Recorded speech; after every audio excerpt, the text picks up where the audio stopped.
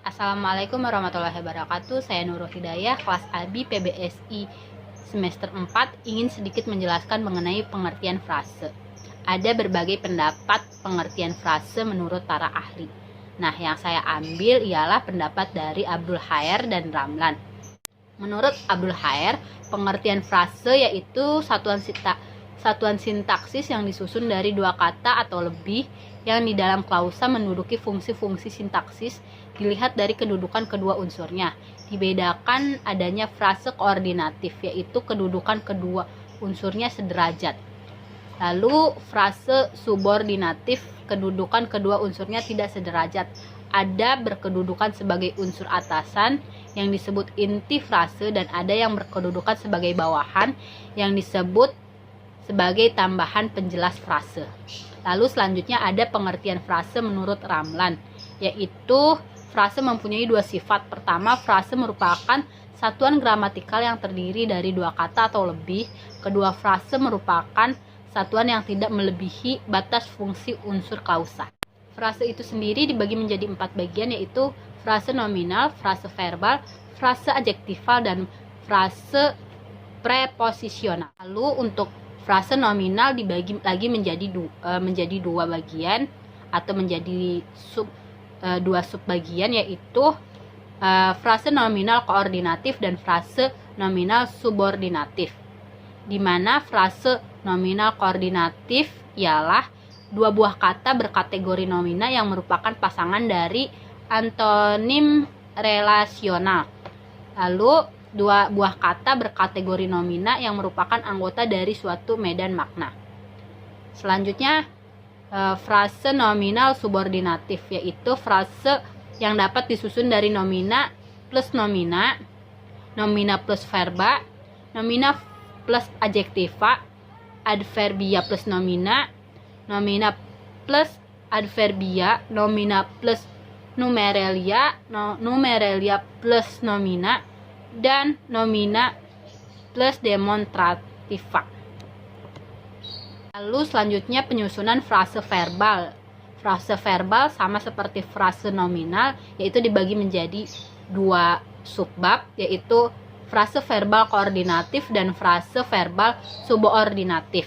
Yaitu yang pertama, frase verbal koordinatif dapat disusun dari dua buah kata berkategori verbal yang merupakan anggota dari antonim relasional dan memiliki makna gramatikal menggabungkan, sehingga di antara kedua dapat disisipkan kata dan. Contohnya itu tambah kurang.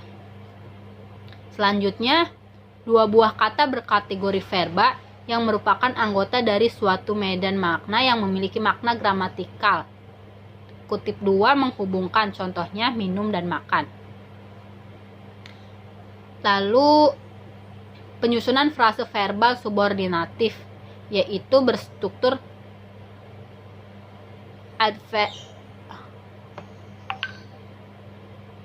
adverbia plus verbal sama dengan frase nominal subordinatif yang memiliki struktur adverbia plus verba.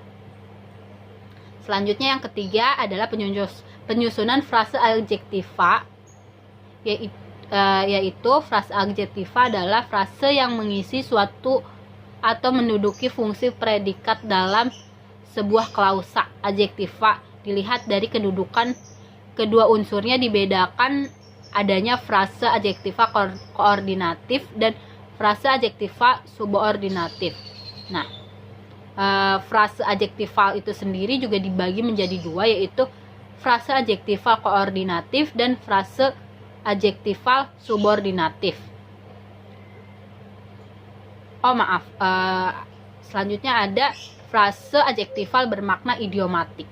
Selanjutnya ada frase preposisional, adalah frase yang berfungsi sebagai pengisi fungsi keterangan di dalam sebuah klausa. Frase preposisional ini bukan hanya frase koordinatif maupun frase subordinatif, melainkan frase eksosentrik dan frase preposisional tersusun dari dua kategori nominal